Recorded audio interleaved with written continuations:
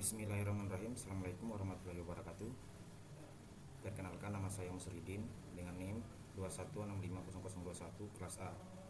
Pada mata kuliah manajemen proyek kali ini, di sini saya akan mereview materi yang diberikan dari dosen pengampu. Oke, di sini adalah dapat kita lihat manajemen interaksi proyek, manajemen proyek teknologi informasi. Oke, kita lanjut saja. Kunci dari keseluruhan keberhasilan proyek manajemen interaksi proyek yang baik, yaitu ada 3. Pertama, proyek manajer harus mengkoordinasikan semua bidang pengetahuan lain sepanjang siklus hidup proyek. Poin kedua, banyak manajer proyek baru mengalami kesulitan melihat gambaran besar dan hanya fokus pada terlalu banyak detail.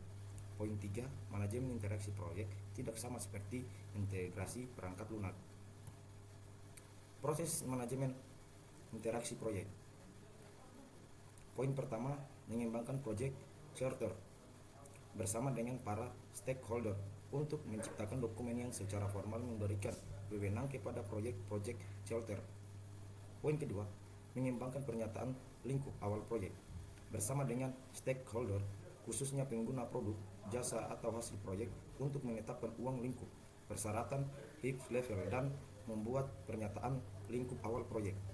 Poin 3, mengembangkan rencana pengelolaan proyek, mengkoordinasikan segala upaya perencanaan untuk menciptakan dokumen yang konsisten dan koheren rencana manajemen proyek.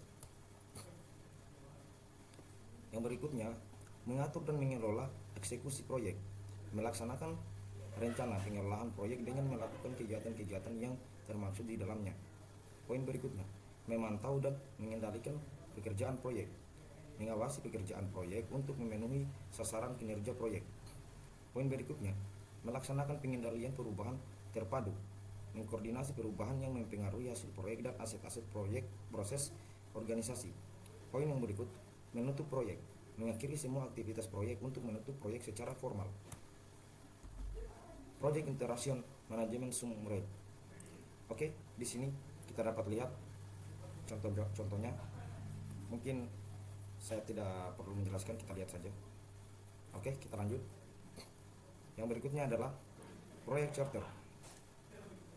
Poin pertama, setelah menentukan proyek apa yang akan dikerjakan, maka proyek tersebut perlu diketahui oleh seluruh organisasi. Poin kedua, proyek charter merupakan dokumen secara formal menyebut keberadaan proyek dan menyediakan arahan pada sasaran dan pengolahan proyek. Project charter. Poin pertama, berisi elemen-elemen yang unik yang berlaku pada proyek tersebut. Poin kedua, nama proyek resmi. Poin ketiga, manajer proyek. Poin keempat, tujuan proyek. Poin kelima, penjelasan asal-usul proyek. Poin keenam, sponsor proyek. Poin 7, hasil akhir deliverable dari fase-fase proyek. Poin 8, strategi global dalam pelaksanaan proyek. Poin 9, perhitungan waktu kasar dan biaya kasar. Poin 10, sarana dan prasarana dan sumber daya. Poin 11, staff vendor. Pertama, project charter. Oke, dapat kita lihat di sini adalah contoh project charter. Yang pertama ada nama project, sistem informasi rumah sakit. Manager yaitu Espasari M.Com. Tujuan, mengkomputerisasi aktivitas rumah sakit. Keempat, asal usul, hasil konsorsium kementerian dan Pemda.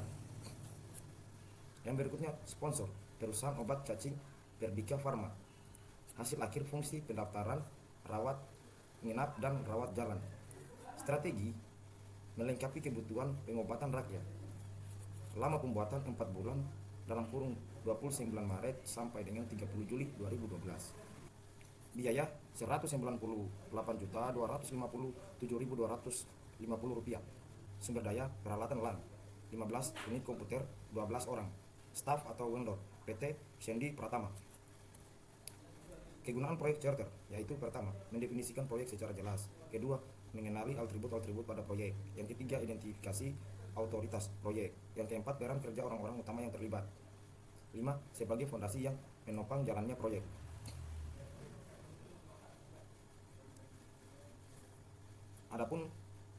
Adapun project interaction management dapat kita lihat seperti berikut ini.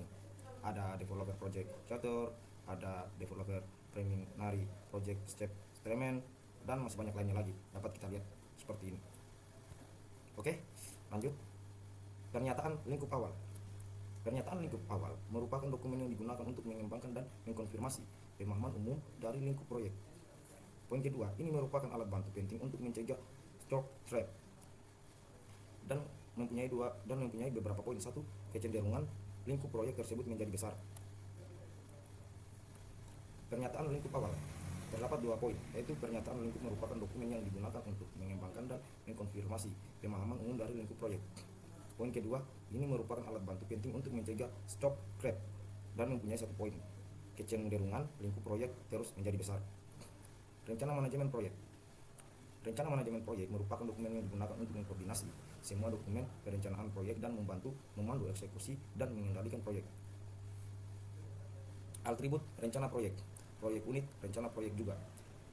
Rencana haruslah 1. Dinamis, fleksibel, diperbaharui ketika perbaruan terjadi.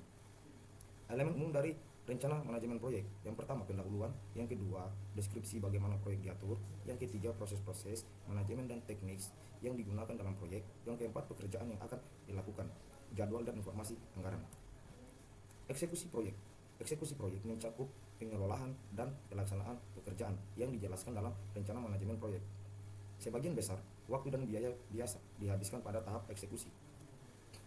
Alat bantu dan teknik eksekusi proyek.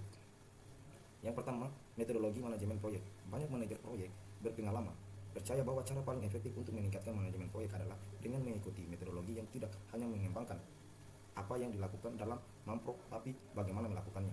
Yang kedua, sistem informasi manajemen proyek. Ratusan produk perangkat lunak mamprok tersedia di pasaran dan banyak organisasi yang menggunakan sistem manajemen proyek perusahaan yang tangguh yang bisa diakses dari internet. Memantau dan mengendalikan pekerjaan proyek. Perubahan tak terhindarkan pada sebagian besar proyek sehingga perlu dikembangkan dan diikuti proses untuk memantau dan mengendalikan perusahaan. Pemantauan pekerjaan proyek mencakup pengumpulan, pengukuran, dan penyebaran informasi kinerja. Ketiga, 2 keluaran yang penting, tindakan korektif dan prospektif yang dianjurkan. Sistem kendali perubahan. Proses formal yang terdokumentasi yang menggambarkan kapan dan bagaimana dokumen dan pekerjaan proyek resmi dapat diubah.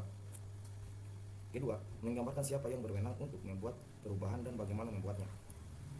Penutupan proyek, yaitu poin pertama. Untuk menutup proyek, Anda harus mengakhiri semua aktivitas. Poin kedua, keluaran utama. Nah, pertama yaitu prosedur penutupan administratif. Kedua, prosedur penutupan kontrak produk. Yang ketiga, layanan atau hasil akhir pembaharuan. Dan yang keempat, aset proses organisasional. Rangkuman. Manajemen interaksi proyek mencakup pengembangan carta proyek, pengembangan pernyataan lingkup awal proyek, pengembangan rencana manajemen proyek, pengaturan dan pengolahan eksekusi proyek, pemantauan dan pengendalian pekerjaan proyek, pelaksanaan pengendalian dan perubahan, penutupan proyek. Oke, mungkin itu saja yang dapat saya jelaskan dalam review materi kali ini. Adapun ada salah kata dan yang kurang jelas mohon dimaafkan. Saya tutup dengan ucapan wabillahi taufiq wal hidayah. Wassalamualaikum warahmatullahi wabarakatuh.